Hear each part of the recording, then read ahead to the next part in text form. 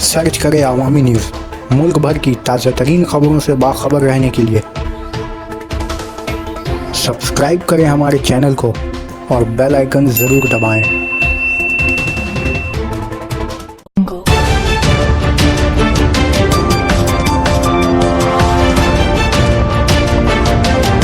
फिरहाद हकीम ने इंसानियत का सबूत देते हुए मां और बच्चे के इलाज में अपनी जेब से पैसा दिया।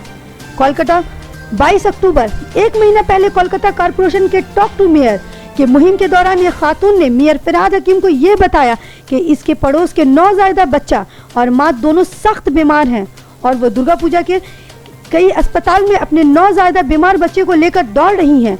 हालांकि वो कोलकाता भी आई और एक बड़े गैर सरकारी अस्पताल में अपने बच्चे का इलाज करवाना चाहा, मगर इसके पास इतनी रकम नहीं थी कि वो इस बच्चे का अस्पताल में खर्च बर्दाश्त करती।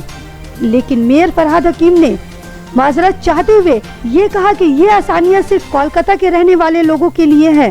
फिर भी गैर सरकारी अस्पताल की इंतजामिया से इन्होंने अज़राए हमदर्दी इस केस पर नजरसानी करने की इस्तदवा की और ये भी कहा कि जो भी खर्च आएगा वो इसे अपने जेब से अदा करेंगे। अस्पताल की इंतजामिया ने फौरन ही इन्हें अस्पताल में दाखिल कर लिया और इनका इलाज पूरी एहतियात से किया। अब वो दोनों सेहतयाब हो चुके हैं और फिर कोलकाता के मेयर फिरहाद हकीम से इनके दफ्तर में जाकर मुलाकात की और इनका शुक्रिया अदा किया। मेयर फिरहाद हकीम ने भी माँ और बच्चे की सेहतयाबी के लिए दुआ की और इन्हें खुशी खुशी रुखसत किया। কি হয়েছিল? আমার ছেলে হওয়ার সাথে কিছুক্ষণ পরে শ্বাসকষ্ট শুরু হয়েছিল। তারপর সাঁইথিয়ায় ভর্তি করে, সাঁইথিয়া আমার সিজার হয়েছিল, সাঁইথিয়া শিশু ডাক্তার এসেছিল। আসার পরে বলে কি পায়ের পাতাটা গুলো হয়ে গিয়েছিল। গুলো হয়ে যাওয়ার পরে বলে যে অক্সিজেনের অভাবে ওকে সিউড়ি হসপিটালে ভর্তি করতে হবে। এবং আপনাদের মধ্যে থেকে ফোন করা হয়েছিল এই সিমে। হ্যাঁ, কিভাবে যোগাযোগটা হলো টক টু মেয়রে? টক টু মেয়র আমার ননদ টিভি, কলকাতা টিভি খুলেছিল সেদিন, তখন টক টু মেয়রের হচ্ছিল। হওয়ার সঙ্গে সঙ্গে ফোন করেছিল, ফোন করার সঙ্গে সঙ্গে স্যার ফোন তোলেন এবং আমাদের কথা শুনেন। কথা শোনার পর কোন মাস ছিল সেটা? আগস্টের 4 তারিখে স্যার ওটা বলেছিল। 4 তারিখে ফোন করেছিল। ফোন করার সঙ্গে সঙ্গে বোন ফোন করেছিল যে আমার দাদার ছেলেকে স্যার বাঁচান, এই পরিস্থিতি, এই মিশন থেকে এনআরএস থেকে আমাদের প্রচুর টাকা খরচা এবং সেদিনও আরেকটা করে আমাদের 2.5 লাখ টাকা বিল।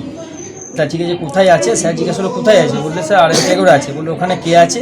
ওখানে আমার বাবা দাদা আছে। বলে ঠিক আছে, আপনি মা তারার কাছে আর দাদা সাহেবের কাছে প্রার্থনা করুন, ভাইপো আরোগ্য কামনা করুন, বাকি ব্যাপারটা আমি দেখছি। নিয়ে উনি ওখানে যে কেশব মুখার্জি আছে তাকে ফোন করে দিয়েছেন এবং সঙ্গে সঙ্গে কেশব মুখার্জি আমাদের সঙ্গে সঙ্গে অফিসে গিয়ে আমার হঠাৎ একটা ফোন এলো যে আমার বাচ্চাটা তো মারা যাবে, ওর চিকিৎসা হচ্ছে না, আরএনটেকর একটা বিরাট বিল দিয়েছে।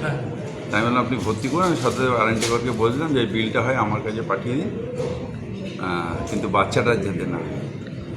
বীরভূমের থেকে পরিবারটা এসেছিল, আজকে বাচ্চাটা হসপিটাল থেকে ছাড়া পেয়েছে, তাই ওরা আমার কাছে এসেছিল আশীর্বাদ নিতে। আমি বললাম যে সুস্থ হয়ে গেছে, এর থেকে বড় আনন্দ আর কিছু নেই। আমার কাছে এটা একটা বড় পাওয়া, বাচ্চাটাকে সুস্থ করতে পারলাম। একটাই জিনিস